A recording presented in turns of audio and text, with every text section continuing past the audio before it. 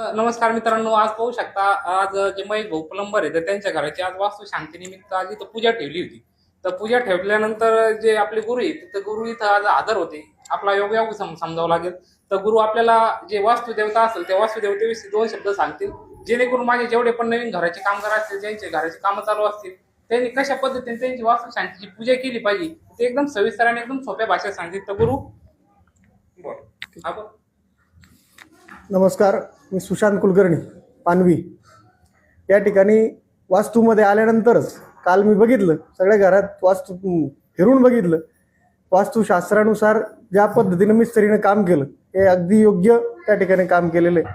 वास्तुशांती आपण का करतो तर 8 प्रकारचे धातू आपण वास्तूच्या निर्माण होण्याच्या वेळेस त्या ठिकाणी ते वापरत असतो. सुवर्ण, रजत, ताम्र, त्रपू, सीसक, कांस्य आणि लोह, पाषाण अशा 8 प्रकारचे धातू आपण ह्या वास्तुशांतीच्या वेळेस आपल्या घरामध्ये बांधकामाच्या वेळेस त्या ठिकाणी वापरत असतो. ह्या वास्तू धातूमध्ये वेगवेगळ्या पद्धतीचे दोष असतात. ज्यावेळेस आपण नदीमधून वाळू घेऊन येतो त्या वाळूमध्ये काही दोष असतात. ज्यावेळेस आपण एखादं लोखंड आपण या घराला वापरतो त्या लोखंडामध्ये वेगवेगळ्या पद्धतीचे दोष ह्या वेळेस लागतात. त्यात लोखंडाबरोबर आलेले दोष आपल्या घराला त्या ठिकाणी लागले जातात आणि त्यामुळं ज्यावेळेस आपण वास्तू पूर्ण होते त्यावेळेस ही वास्तुशांती नावाचा विधी आपण त्या ठिकाणी केला जातो.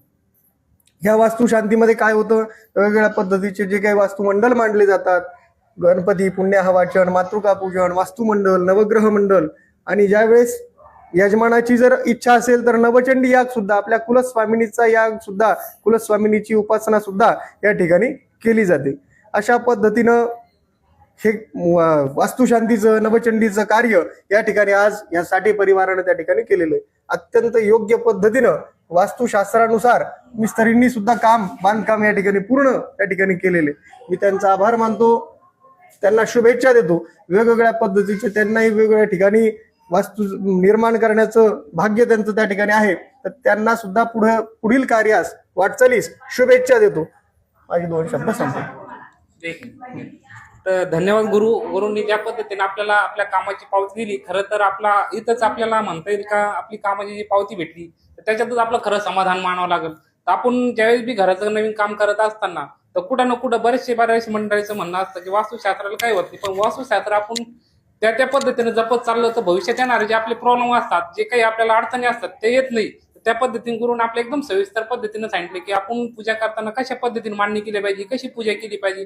तर मित्रांनो, तुम्ही पण तुमच्या घराची पूजा ज्यावेळेस करत असताल तर अशा पद्धतीने ज्या पद्धतीने गुरुने आपल्याला सांगितले त्या पद्धतीने तुमची मांडणी करीत चाला, जेणेकरून भविष्यामध्ये तुम्ही ज्या घरामध्ये